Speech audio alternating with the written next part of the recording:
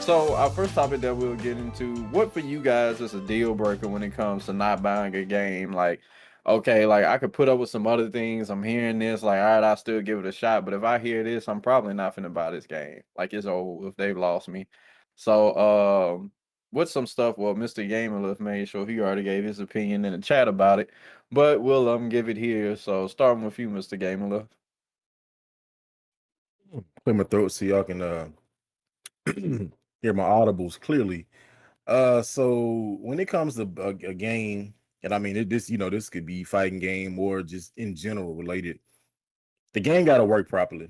Uh, if you got if it's coming out and it's reviews and stuff, people saying it's glitchy and it doesn't work, this, that, and the third, I'm not with it. I'm not gonna buy it. I'm not gonna buy the game that's like I can't even play.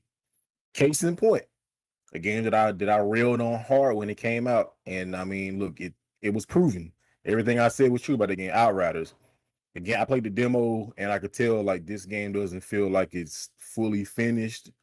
Um, there's a lot of it feels glitchy. Like it just doesn't feel finished. The controls feel awkward. That's actually probably another close runner up is controls. If the controls are terrible, I'm out of there. But yeah, if it's just glitchy, things that aren't working properly, we're in a day and age now where people like that they'll say, well, it's okay, they're gonna make a patch. Like, no, the base things that need to work when the game is shipped to you should work.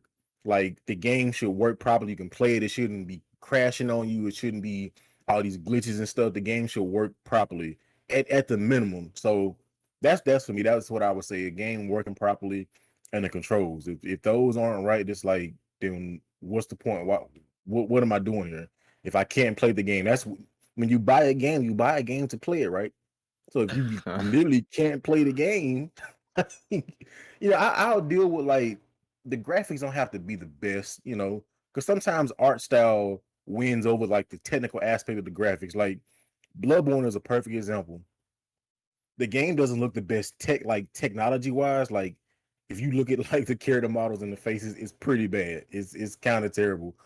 But the art style more than makes up for it. And you're not gonna be looking at your character close up anyway. So the art style with the clothing and the setting that it's in makes up That's why they for it. got you looking at their back the whole time, yeah. Yeah, exactly. You when you first make a character in Bloodborne, and you look at their face, it's like, wow. Let me go ahead and put some cool looking mask on you. So it's pretty rough, but like I said, the art style and just like the setting and stuff makes up for it more than enough. So but yeah, controls and a game being glitchy, I can't do it. People like when Outriders came out, people getting kicked out the game, the servers, they literally couldn't boot the game up. It was crashing, stuff like that is just come on, man. It has to at least work.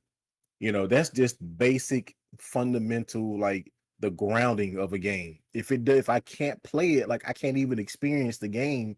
And what is I mean, another good example, Cyberpunk, but we're not gonna talk about that one. We already know what happened with that game. But yeah, just functionality. Even a fighting game, functionality, like making sure the controls work properly, making sure that they feel smooth and intuitive. If I press down, if I press forward, I should get those inputs to come out. If I press an attack button, it should come out. Just that type of stuff. If those don't work right, I'm out. Controls and functionality, I am out. If those don't work, not buying the game. I kind of agree with Mr. Game and Lift about like functionality and stuff like that. I think especially like in terms of like when like we're talking about gameplay, like you said, like and I remember if a lot of you might remember when the angry video game nerd kind of said this is like what's the most important aspect in playing a game? Well, being able to play the game in the first place. Like you got to be able to play the game. And it's like if you can't play the game, what's the point? You know? And the thing about it is though that some there so I don't know if any of you out there have ever played this particular game that I'm going to mention, but there's this game on PlayStation 2 called Unlimited Saga. It's an RPG made by Square Enix. Well, I think they were still called SquareSoft at that point. But anyway, like it was made by Square and a long time ago on PS2.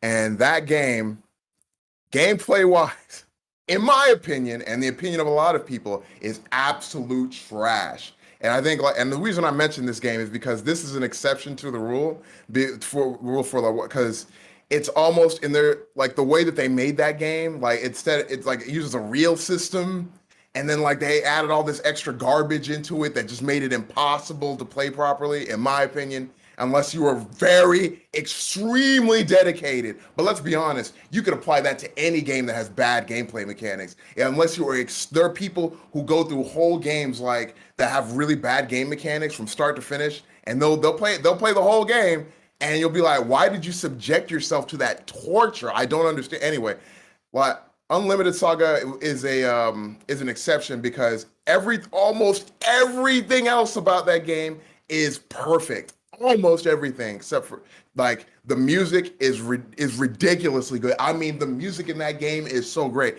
The art style is fantastic. The atmosphere, fantastic. The voice acting, great. Like almost everything about that game is perfect except for the gameplay. Now that's like I mentioned that because it's one of the only games. So me and my brothers actually played this. We played the game and then we traded it. We bought it from GameStop. We played it and we're like, this game is cool, but the gameplay stinks. So we returned it to GameStop. Problem is we would get amnesia and then we would walk into GameStop maybe a few months later and be like, oh, Unlimited Saga. I forgot why I didn't like this game. Then buy the game, go home, play the game.